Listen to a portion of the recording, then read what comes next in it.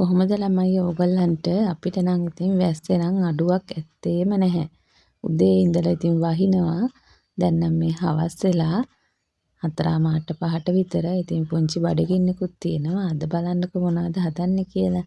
මගේ ඉතින් දඩිබිඩි වැඩ වැඩිනේ. අද දඩිබිඩියේ සැරට හදාගන්න කොත්තු ටිකක් තමයි හදාගන්නේ.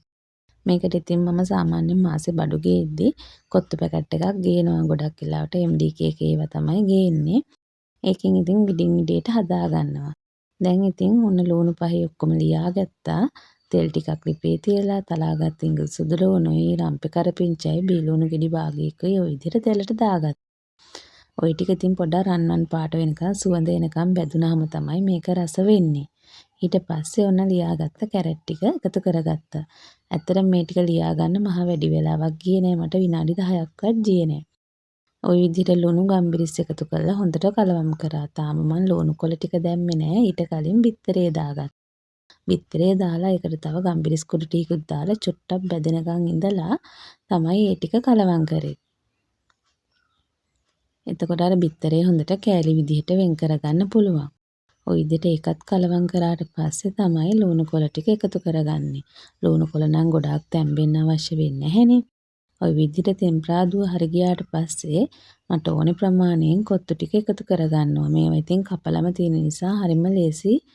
අපිට තියෙන්නේ පොඩ්ඩක් කූල් යනකම් එළියෙන් තියලා මේකට එකතු කරගන්න. ওই විදිහට දැන් ওই ටික හොඳට කලවම් කරන්න ඕනේ. මේ වෙලාවේදී නම් ඉතින් ලිපේ ගින්දර ටිකක් අඩුවෙන් තියාගන්න ඕනේ. මොකද ගින්දර වැඩි වුණොත් මේ ටික කර වෙන්නත් පුළුවන් නැත්නම් අඩිය අල්ලන්නත් පුළුවන්.